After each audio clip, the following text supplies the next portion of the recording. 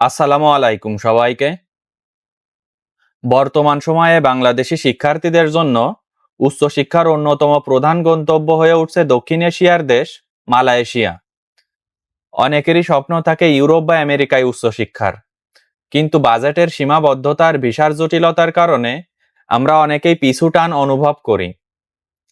ঠিক সেই জায়গাতেই মালয়েশিয়া হয়ে উঠতে পারে আপনার জন্য একটি স্মার্ট ও সাশ্রয়ী বিকল্প। আজকের এই বিশেষ ভিডিওতে মালয়েশিয়ায় উচ্চশিক্ষার যাবতীয় বিষয় নিয়ে আলোচনা করার চেষ্টা করব, ইনশাআল্লাহ। তো মূল আলোচনা শুরু করি। মূল আলোচনার প্রথমেই কথা বলবো মালয়েশিয়ার ইউনিভার্সিটিগুলোর টিউশন ফি ও স্কলারশিপের বিষয়ে। এই দেশটিতে পড়াশোনার সবথেকে বড় সুবিধা হলো এর সাশ্রয়ী টিউশন ফি, যা পশ্চিমা বিশ্বের দেশগুলোর তুলনায় কয়েক গুণ কম। বর্তমান তথ্য অনুযায়ী মালয়েশিয়ার পাবলিক বা ন্যাশনাল ইউনিভার্সিটিগুলোতে একজন বিদেশি শিক্ষার্থীর বাৎসরিক টিউশন ফি সাধারণত 2000 থেকে $4000 মধ্যে সীমাবদ্ধ থাকে। তবে আপনি যদি কৌশলী হয়ে ইউনিভার্সিটি নির্বাচন করতে পারেন, সেক্ষেত্রে খরচ আরও কমিয়ে আনা সম্ভব।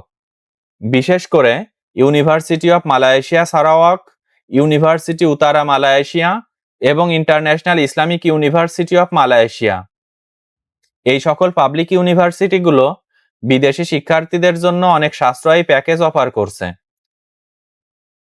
অনেকে মনে করেন যে প্রাইভেট ইউনিভার্সিটি মানেই অনেক বেশি খরচ, কিন্তু লিঙ্কন ইউনিভার্সিটি কলেজ বা Tunku Abdur Rahman university of management, এই সকল প্রাইভেট প্রতিষ্ঠানগুলোতে আপনি বছরে মাত্র 3 থেকে 5 লক্ষ টাকার বাজেটে মানসম্মত ডিগ্রি নিতে পারবেন।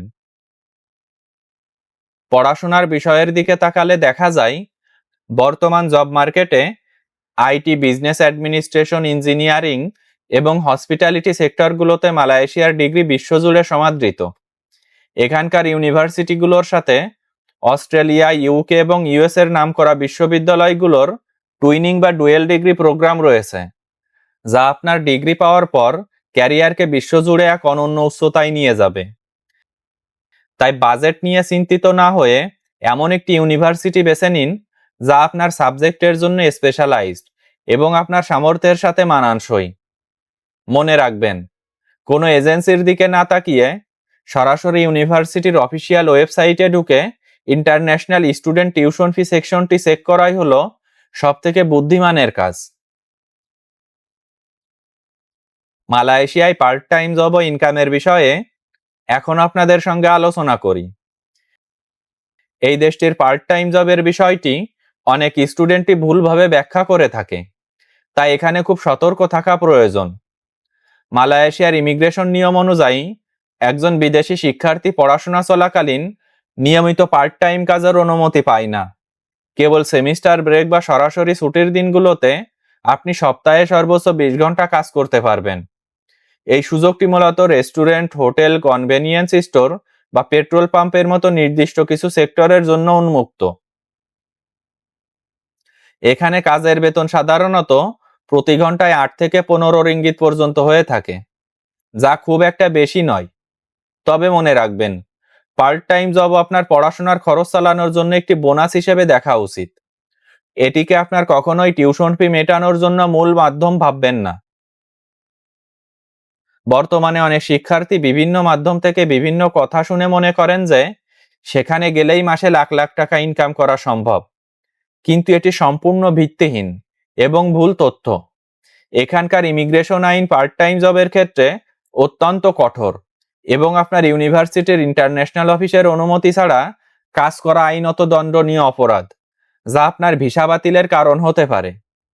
তাই আমার পরামর্শ থাকবে, মালয়েশিয়ায় যাওয়ার সময় এমন আর্থিক প্রস্তুতি নিয়ে যান যেন আপনি পার্ট টাইম জবের উপর পুরোপুরি নির্ভরশীল না হয়ে নিশ্চিন্তে পড়াশোনায় ফোকাস করতে পারেন। আপনার পড়াশোনার ভালো রেজাল্টই আপনাকে পরবর্তীতে মালয়েশিয়ায় ফুল টাইম কাজ বা পিআর পাওয়ার জন্য অনেক বেশি শক্তিশালী অবস্থানে নিয়ে যাবে। মালয়েশিয়ার স্টুডেন্ট ভিসা আবেদন প্রসেস নিয়ে এখন আপনাদের সঙ্গে আলোচনা করি। এই দেশটির স্টুডেন্ট ভিসা আবেদন প্রক্রিয়াটি মূলত অনলাইন ভিত্তিক এবং অত্যন্ত স্বচ্ছ, যার কেন্দ্রীয় নিয়ন্ত্রক সংস্থা হলো education Malaysia global services. Visa আবেদনের প্রথম ধাপে আপনাকে আপনার পছন্দের ইউনিভার্সিটিতে সরাসরি আবেদন করে অফার লেটার সংগ্রহ করতে হবে। এরপর আপনার ইউনিভার্সিটি আপনার হয়ে ইএমজিএস পোর্টালে স্টুডেন্ট পাসের আবেদন করবে। এই প্রক্রিয়ায় আপনাকে কিছু মেডিকেল ফি এবং প্রসেসিং ফি জমা দিতে হবে। আর তাছাড়া অনলাইনে আপনার পাসপোর্ট ও একাডেমিক ডকুমেন্টস আপলোড করতে হবে।